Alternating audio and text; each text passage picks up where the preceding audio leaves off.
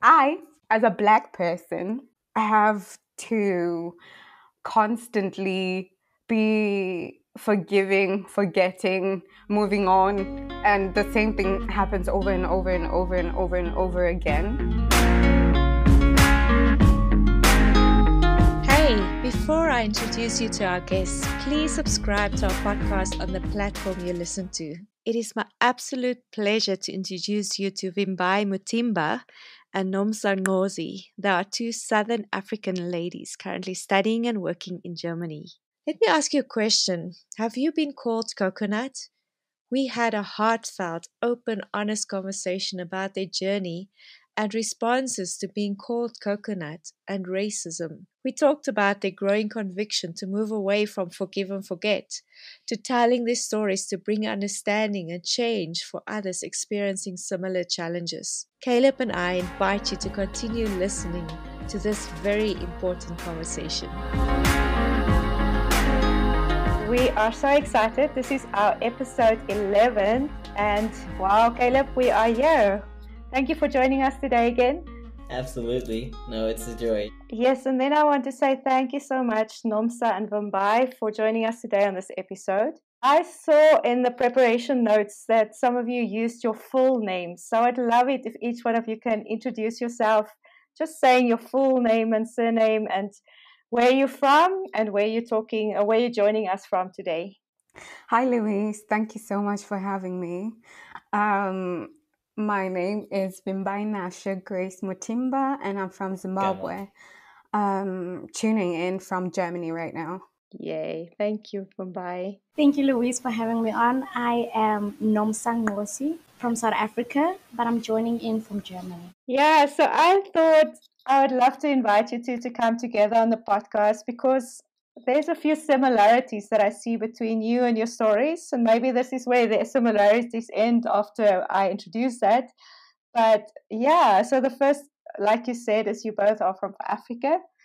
The second thing is that you once called Worcester home in South Africa because that's where I met both of you. You are both quite short people with bubbly personalities. And you now both live in Germany and you're both students in hospitality. Is there something else I left out? I think they both have awesome style. They probably have great style. Yeah, so I know you guys have met some years ago, but it's probably been years since you talked. But thank you so much for coming on this episode. So Vimbai, I'm going to start with you. Can you share a little bit about your people and your nation, and what are some key moments for you growing up that really shaped who you became and has become markers on your journey for where you are right now? Okay. I'll try and keep that short because that sounds very packed. Well, I'm from Zimbabwe, as I've said. I'm from Bulawayo, to be specific. I think what really sticks out to me about Zimbabwean people is our tenacity and the value that we have for education. I think growing up, there was the one thing that really stood out to me about the way I grew up. Because I remember hearing in the news of other countries about exams or something that people were asking for lower, like for the standard to be lower so that more people can reach the standard. And I thought that's absurd because where we are, if you don't have good marks, then you just work even harder.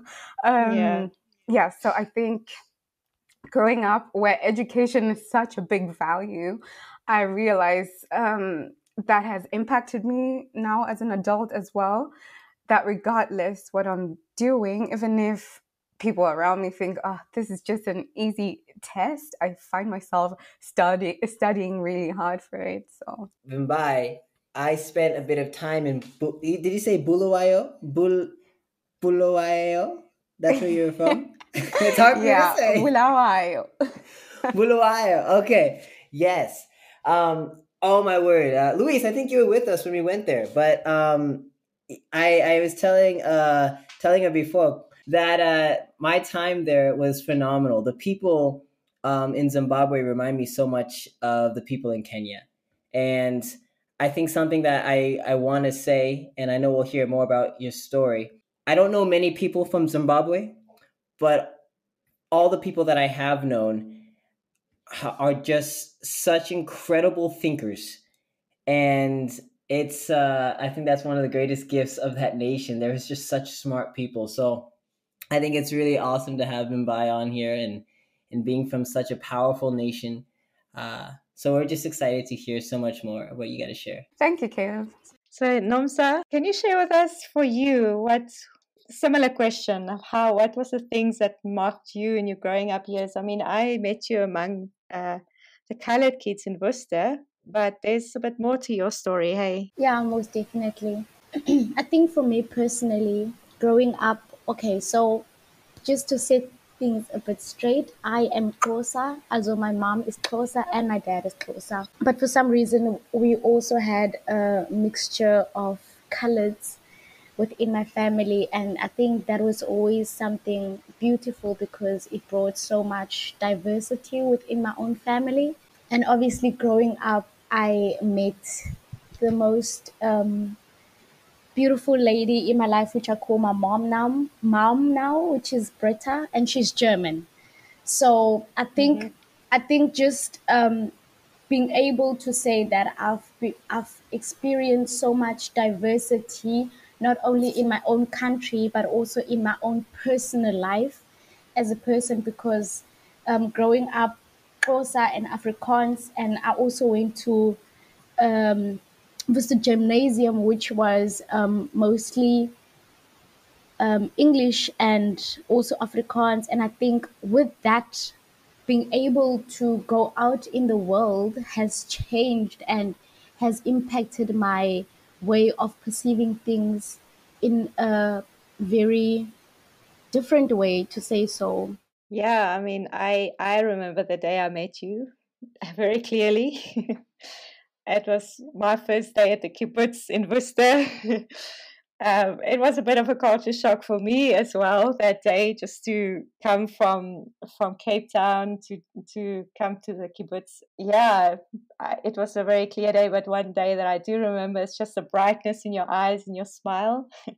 And I know that's been something that's been lighting up many other people around wherever you've been going. Yeah, so the aim with this podcast today is really to help people who've made the move to another country. And I think some people really struggle with their identity issues in the process. And yeah, so I'm curious about what was the journey like for you going to Germany, and what are some of the struggles that you guys had to go through or still facing right now? I think for me personally, coming to Germany on its own was, how do I say, it was challenging.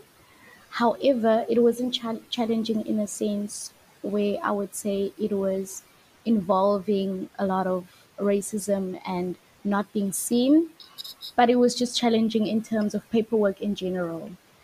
I never had a sense that it was involving racism, like I said. However, I think being on this side and facing a lot of day-to-day situations is quite eye-opening, because like I said, I grew up with a lot of mixed cultures, but the theme or the topic itself, racism, was never something that I placed my energy into, or something that I would sit down and think about in that sense. Because now, being in Germany, I also have a few friends that grew up in Germany or that were born in Germany but are not fully Germans. Like, I have a friend from Ethiopia. She grew up here, and I have a friend from Morocco. She was born here, in fact, but they still get to face a lot of racist comments, and just hearing their stories breaks my heart so much, because they didn't get to choose to be born here, but the fact that they are still born here and still face a lot of racism breaks my heart, because I'm like, you should actually feel home when you are here. And for me specifically and personally, I would say I have had situations, for instance, at work where I maybe didn't understand a guest asking for something specific, and just by saying pardon or asking again, they then directly assume that I can't speak it first of all, and I don't understand it, and then they get this attitude, and I wouldn't say that it triggers me because I'm taking it personally, but it triggers me to see and to experience how small-minded people can actually be towards these things. And um and and sometimes it's really heartbreaking, because then I get to think even more about my friends, because for me, only being 3 years here, I allow myself to make mistakes when I communicate. I allow myself to have grace for myself when I don't understand something, and when I don't articulate myself properly. Because at the end of the day, German is one of the most difficult languages. And I think people sometimes don't get to understand that. But I think the other side of the beauty is that whenever I tell people that I've been here for about 3 years, they're like, "Oh my goodness, how did you get to learn?" And it's like I try to take the positivity and balance the negativity that comes with it, because at the end of the day, I think once one get to balance those two, the positive and the negative, you I don't know, you get to make your way through the day. Because I think if if I wouldn't do that, I would have breakdowns every night because of the way things are. But like I said, it's very challenging to, and heartbreaking actually, to just see how small-minded people are, because at the end of the day, it's for everyone to be educated, it's for everyone to get educated about these things. But I think once one is also not surrounded by people of color, they don't necessarily have the access to that. But I mean, we also have I don't know, a lot of books that are specifically now through, I feel like the last 2 3 years there has been a lot of books that actually came out, especially around the theme of racism. So yeah, I would say it's challenging. It's but the more I realize that it's sometimes not the it's not even the people, sometimes it's just the lack of understanding and the lack of knowledge. So it would be really, really helpful for people to just read more, I would say, and listen more. Yeah, I think for me, that is why we do this, so that people can hear people's stories from a different point Yeah. of view. Nomsa, I want to ask you a question. You Mm-hmm. and I are similar in some of these things where we've both been brought up by, you could say, a white mom. I want to ask you, as I was adopted, and that's, I'll tell people, other than salvation for me has been the greatest gift. How is that?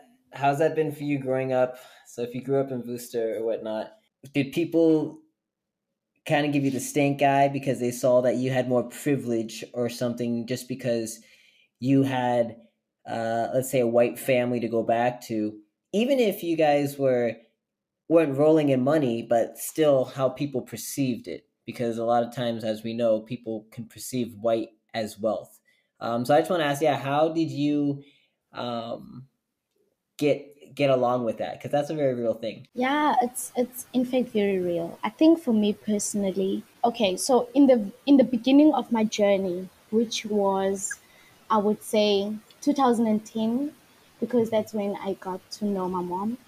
And but I think when it happened officially was 2014.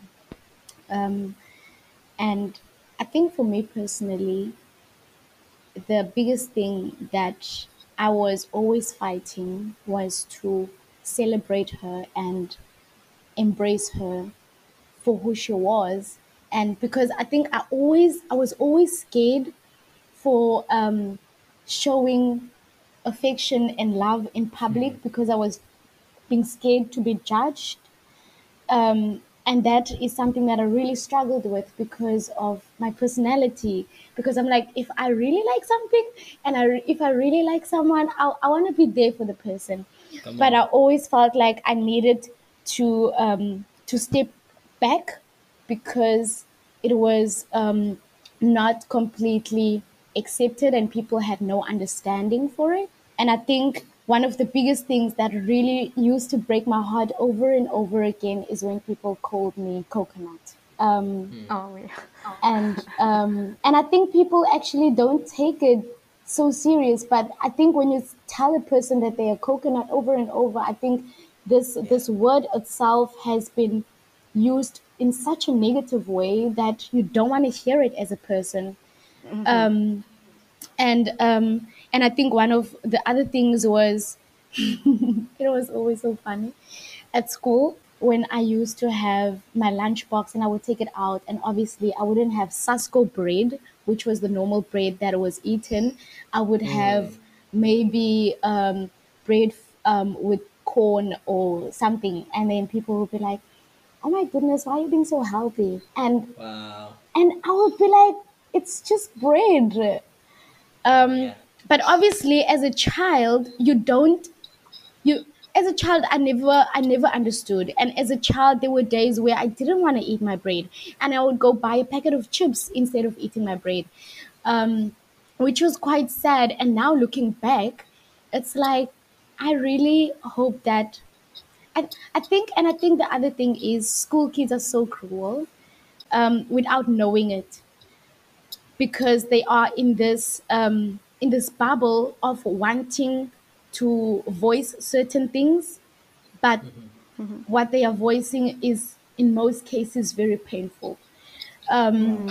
So yeah, I would say now that I'm grown, I'm so grateful for grace, because I think one of the biggest things that I've learned throughout the journey is that I need to embrace and appreciate everything that I am and everything that I have, because at the end of the day, I feel like no one really knows what they're doing and what they're saying at times. So what if I hold back on something that people don't even have a notion about? And I'm very sure that the people that I was surrounded with never actually knew that it was hurting, the words they said, Yeah. because as a child I never had the guts or the the braveness to actually say something, because then I would just laugh about it too, because I was like, if I laugh with them they might stop. But that was actually the opposite. Laughing with them gave them the freedom to continue. Yes. And I think that is something that I came to understand, that laughing with people does not make them stop. Laughing with people gives them freedom to continue, Yeah. because you're showing them that it's okay, instead of sitting them down and saying, hey, I really don't appreciate it. And I think that was something that I used to fear, saying my opinion and being rejected or being left alone. So that's why Yes. I don't know. It was always challenging and not nice. Vimbai, I've heard you nod, even though I have to hear it in my ears. Is there some things you want to add or share about your journey? Yeah, I was just nodding as you said. um, at what Nomsa said about being a coconut or being called a coconut, because that's a term that I've been called as well before I came to Germany. When I was in South Africa, that was something that used to hurt me a lot, actually, because I felt like people didn't really understand who I am and what I stand for or what I'm about, and just saying, "Oh yeah, white on the inside and black on the outside," and just thinking about that. I mean, Zimbabwe is a British colony. English is the national language or the office language or whatever it's called. And I had, okay, so if somebody would just call me a coconut, that's hurtful because they don't know what is behind that. Like, why do I sound the way I do? okay, people would also say, "Oh, you're so articulate." I'm like, yeah, of course. I've spent so much time learning English. I've learned it since I was a child, you know. So it's not like it's something that just came all of a sudden. Um, it's something that took time. But also with that, there's a story behind it because I had the privilege to go to a private school, but my living situation was something totally different. I tell this story to my mom, like, Mom, do you remember that whenever it rained, would always run into the house to look for all the places where the asbestos roof would drip, and then would put buckets and plates and whatever. But the next day I'm going to a private school. So in my story, I see that there was God's grace and his provision. And then this tension of being, okay, I know where I come from. I know I don't have the newest things in town. I'm not very fashionable, even though in my heart, I would love to wear really nice clothes and all those things. A few years later, somebody just starts calling me a coconut. Oh, you're so white. I'm like, okay, yeah, I come from a place where I had to learn how to pronounce English words the right way, in quotation marks.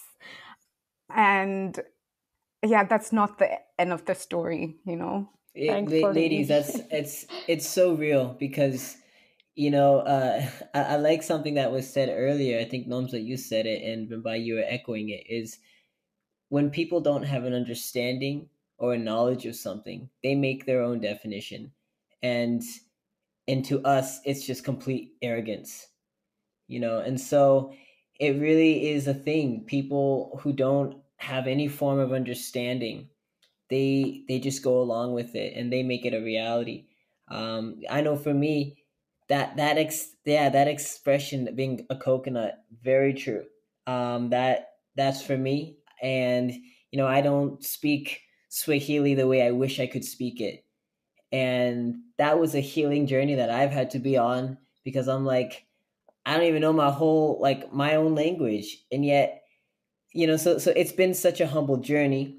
I would want to ask, and honestly, I'm learning so much right now. I want to ask you, ladies, as incredible African women, how have you responded in Germany, or before you even got to Germany, and as of recently, in the recent years, when someone may be calling you these names or this, is your response? Yeah, I just want to know, because I know that this is such a real thing, and it's so easy to want to respond in a lot of hatred. But I'm just wondering if there's been some techniques that you guys have found that's worked for you. I think in Germany, because it's a different culture and a different language, it's been quite different. I lived in a village for 5 years, and only recently did I move to a big city. So in the village, I came to Germany as a missionary, and in Christian circles, people like to say forgive and forget, or don't take it personally, or stuff Go like there, this. come on. Yeah. And then I recognized that, okay, me as a person of color, okay, okay, this is going to be interesting. Okay, so I, as a Black person, have to constantly be forgiving, forgetting, moving on. And the same thing happens over and over and over and over and over again, or not take things personally. But in studying the Word of God and seeing the heart of God about such issues, like, okay, you should embrace the foreigner, you should take care of the widow and the one who doesn't have parents, I realized that the heart of God is not just, okay, just don't take it personally. Actually, I would go on to say it is the heart of God is take it personally so that it means something to you, so that you can do something and make a change. Because, for example, in the village, sometimes we'd just be sitting on the stoop, what's it called, on the stairs where you go. The porch. Stoop, no, it's good. We Hey, understand. we international here, baby. We international. Yes, we do. You good? Yeah, exactly. And then somebody just rides by and says, "Black people are," and then goes on to say the S word.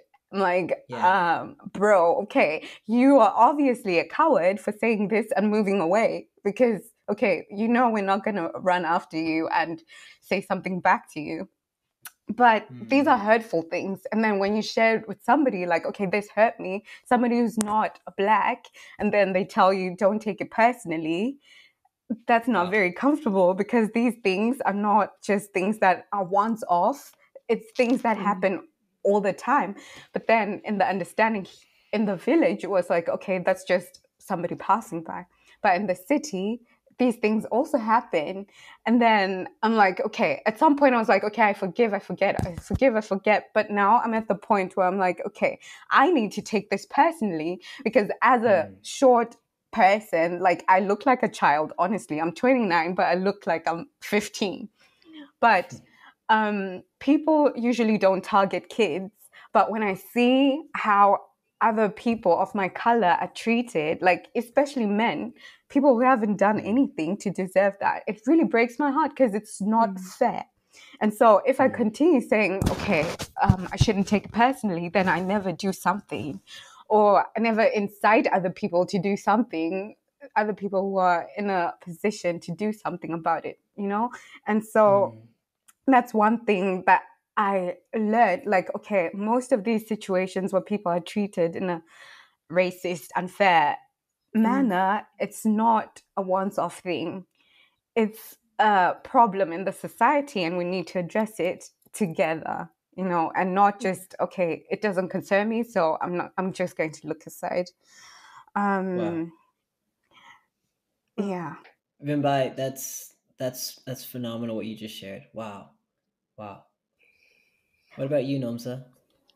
Yeah, I think I can only echo on what Vimbai said, and I think it's like when I share things with people that are not like one situation that I had, and I was so shattered, because I think for me it's because I trusted this person, or I trust the person, but the response was not something that I expected. And I think sometimes the response of other people hurts more than the actual situation. Yes.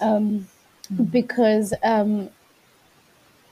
it was a situation that happened at work. A customer didn't want to be served by me, and I shared it with this person, and then she said to me, "No, but I'm sure that they didn't mean it that way." And I think to me that shattered me in pieces, because I was like, "What do you mean by that?" Because clearly, if someone doesn't want to be served by you, what else do you want to perceive from the whole situation apart from them being racist? And especially when you don't have a reason. Like if you tell me and say, "Hey, Nomsa, I don't want to be served by you because of A and B and C," I understand. But if you tell me that you don't want to be served by me and not have a reason behind it, obviously I'm going to make up my own conclusions in my head. And as a black person, the only conclusions that I can go to from a white person to a black person is racism. And I think people don't get to understand that. And also, the same thing with having my hair out. When I have my hair out and then standing in the grocery shop in the line, having on my way to pay, and then people like, "Hey, can I touch your hair?" But they have already touched it. And they have already touched it. And I'm like, no, it's actually not okay. And apart from it being white people, I don't like it in general when people like touch my hair. Yeah, and so when if you it's have a even fro, it messes it up. yeah, Come on, exactly. somebody. And this exactly. So yeah, I think for me, one of the biggest things that I've got to I've learned is that I shouldn't react immediately. I should think about it, because sometimes people really, okay, now I'm going to say it that way. Sometimes people really don't have an understanding. Yep. So once they touch it and I act, and in their eyes, I will be overreacting. But it's because they are not the first person touching my hair for the day. They might be the fifth person touching my hair for the day. Right. So I think that's the other thing, that you're constantly facing the same situation from different people. So when you act or when you respond, you're always overreacting in their eyes. And I think that's the biggest issue. I just want to share two things. First, Nomsa, thank you so much. A situation that happened has come to my mind that I totally forgot about, but as you both ladies were sharing, I want to share it. But also the other thing is, for Nomsa and I think an advantage that we have in Vimbai to some extreme, to some extent, in us being brought up by a white family member that has done something in our own mind that I don't think we'll ever be able to understand, which is we can know that not every single white person is like this because we have seen it in our lives. We have seen the love, the nurture, the compassion, and care from a white person. And, it's so funny because right now in 2021, in the era that we're living in, where it is just crazy, we know that there are good, amazing white people out there. I mean, we're just calling it for what it is right now, and I'm going to be blunt about it.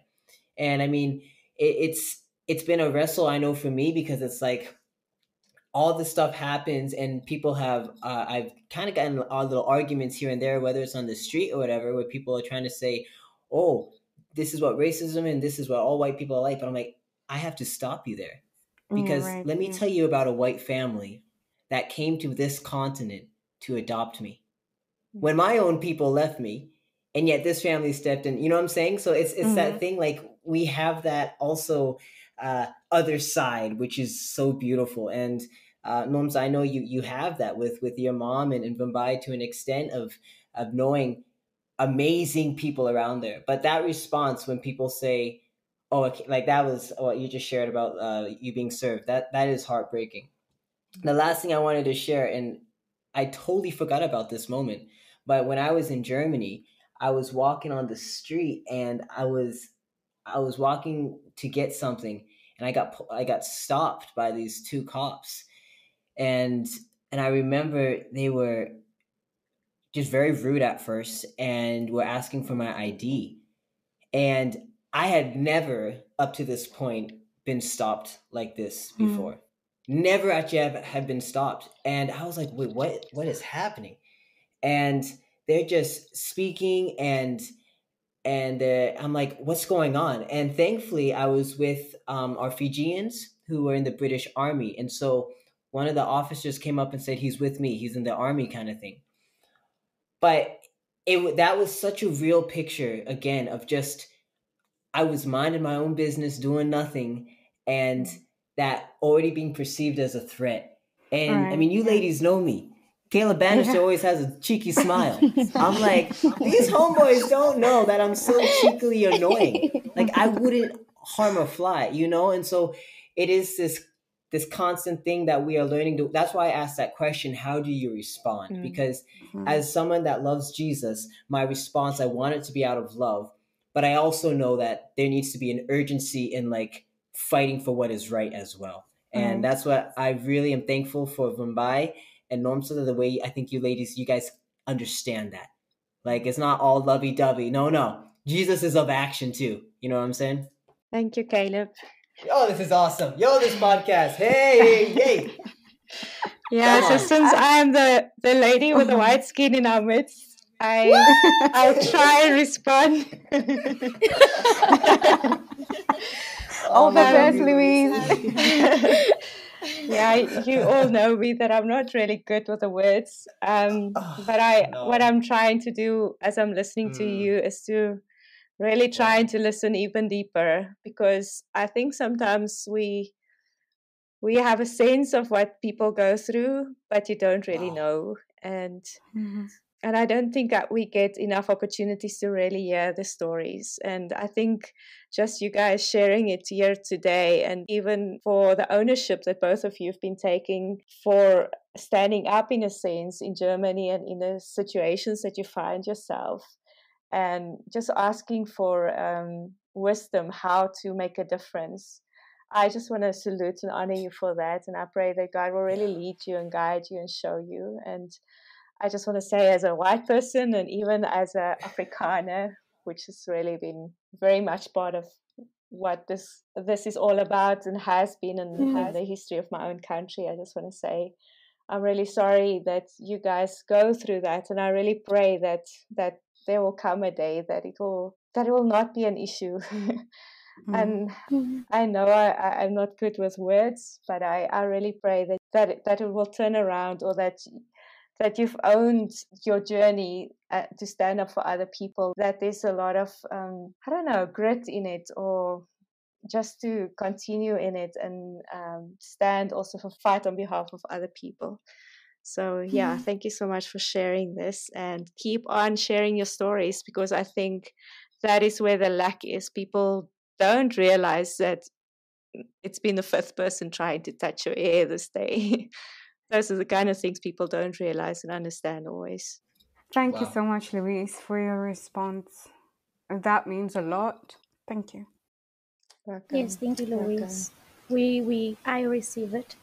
And I want to thank you as a black person to a white person for having the heart that you have and for being the person that you have, because it's people like you that gives us hope and makes us believe that there can be a difference, there can be redemption.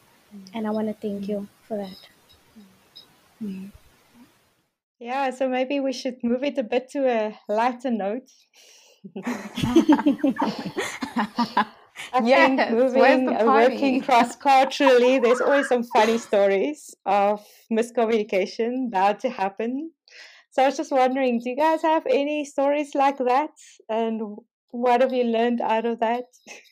And do you ladies speak German? Like, I heard you speaking a bit before. Like, are you ladies pretty fluent, or? Yeah, but I would say I can make my way around. Come on Vimbai! Yes.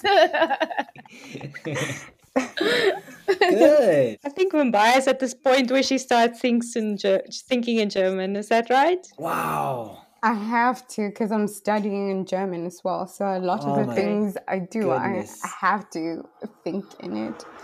Not that it's not a challenge. It's still quite a bit of a challenge. But yeah, I definitely have to think in German a lot. Have you ladies ever ordered something, like completely butchered it? Like you're at a restaurant or something and you're asking for like a burger and you end up asking for toilet paper or something? I don't know, like with the language. I don't know if those words are similar, but miscommunications. I would say that's a bit extreme. Yeah, it probably is. No. No, but I would say for me personally, I had difficulties in my very first year, because then I was staying with a host family and the child didn't understand English, or she couldn't speak English in that sense. So our only way of communicating was German, and I had to help her with her English homework. So that was a roller coaster. But I think in general, I think for the first year, whenever I went out, I would always let my friends order for me, or people that I was with. I was so shy. But yeah. But now I order for myself, so that's good. Look at you. Wait, so you're like a full-on tour guide. So next time we go there, you'll be like doing this and that. Come on now. Well, I thank God that I never had such a situation of ordering toilet paper instead of a burger. Because at the beginning, I just spoke in English and hoped that they understood me. That's smart, though. Yeah, it is, because a lot of the time in Germany, if people say they speak a little bit of English, it means they speak English better than you. So That's true. man. That's very Really? true. Sure. And the thing is, Google Translate isn't always there to have your back, you know? That thing, there's some funny stories that happen with Google Translate. Oh, Google Translate. But so a funny thing, I only learned recently that there are some supermarkets here where people get paid. Like, okay, so the amount they get paid depends on how many items they sell, I guess. uh-huh. Something like this. Okay, I'm not 100% sure my wording is the right way. But anyway, the effect of that is that when I first got to Germany, I was so used to South Africa or Zimbabwe where there's somebody who bags your groceries. But here, I went to this supermarket and this lady is just ping, ping, ping, ping, and nobody was there to bag my groceries. So I'm there trying to take everything that and bagging it for myself. And then she was done already before I even finished. And then she told me the amount, and it's in German. And it's like, I have no idea. She had to show me the numbers. Pull out the calculator. Oh my word. Oh my word. So shopping for me was like a sport, honestly. But now I've got it down because I know exactly how to plan when I go to these types of supermarkets. Yeah. Yeah, that's like here in Canada.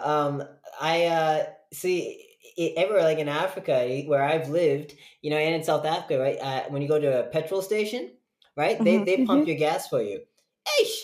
When I came here, I sat in my car waiting. Yay! Then I'm like, well, this is self-serve. Oh my goodness gracious. And I sat there like confidently for 20 seconds is a long time to sit doing nothing. And then I kind of get that humble, get outside, open the gas tank, do it myself, which is fine, but yeah, different cultures, you know? Man. So, Vimbai, you just said about planning and organizing well, and I think that is something that Germans are known for, to being very organized. Do you think there's more gifts that the German people carry that the rest of the world can really appreciate, and that's needed, that we need to embrace them for that, for sure? Yeah, for sure. I think, okay, it can be seen as a negative, but I have experienced it to be a positive.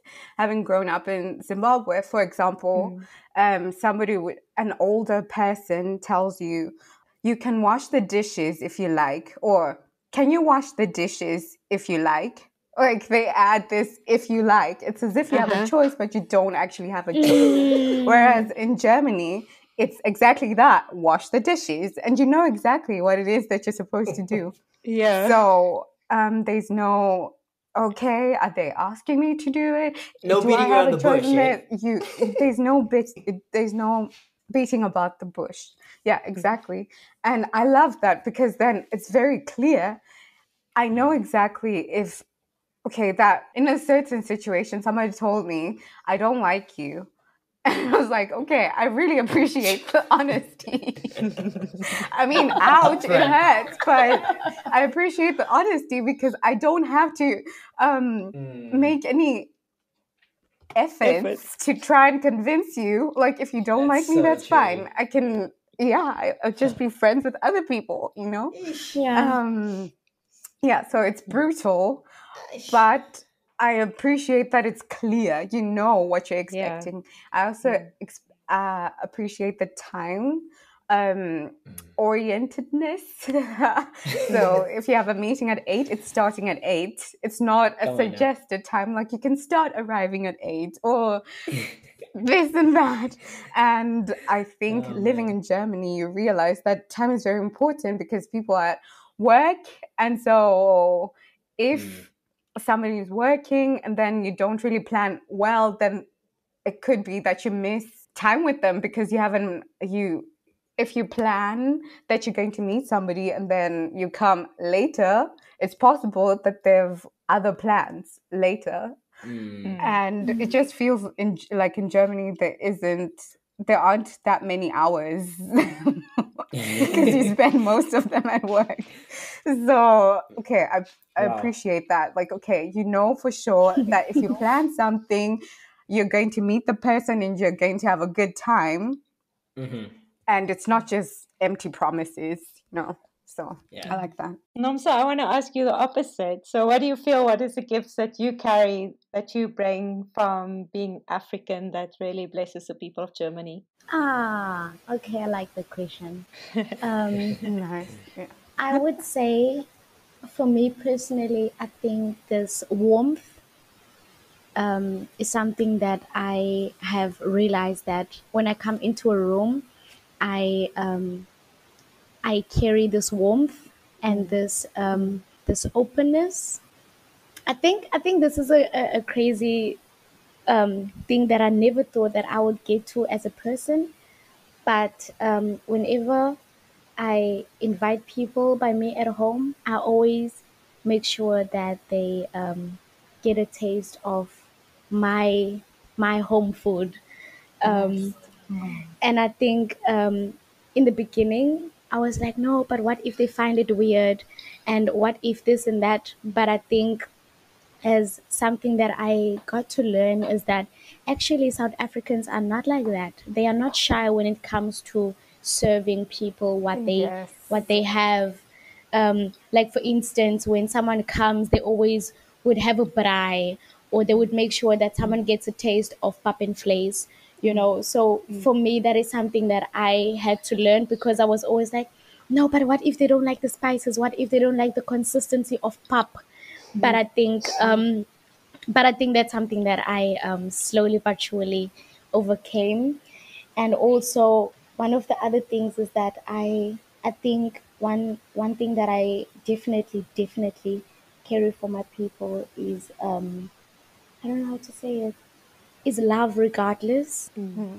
Because one thing that I've learned is that people don't always express how they feel, but just being able to read, not even to read, but just being able to pick up the spirit in the room. And maybe it's not so much of a thing that everyone has, but a gift that I really appreciate from God is that I I've been allowing myself to listen and pick up the atmosphere in the room and listen to people.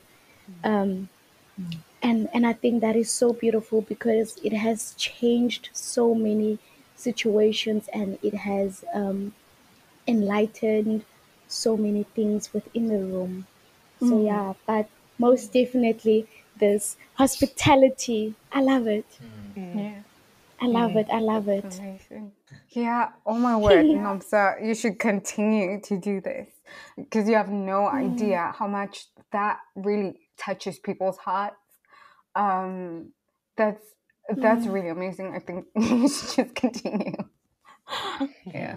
We're coming to the end of this episode, but I want to ask, how would you like to encourage or help other young people who's coming from Africa to Europe? How can you encourage them? I would say one thing that I personally struggled with in the beginning was to always think that I'm not worth being where I am.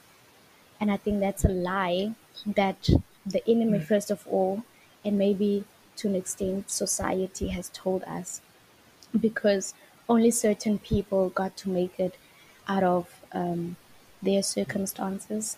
And I think one thing that each and everyone should get to, or to a point that they should get to, is actually believing that we are worth, you as a person, you are worth developing yourself, and you are worth experiencing God's favor, and that nothing that we do and nothing that we are is from our own strength. So whatever that it is, we should be able to receive it as children of God, and that he wants it for us.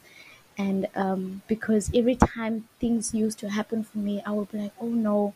And I think the craziest part, I would always imagine someone different in my situation and in what I'm experiencing, because I was like, oh, this person would fit better in doing this. But no, it's me.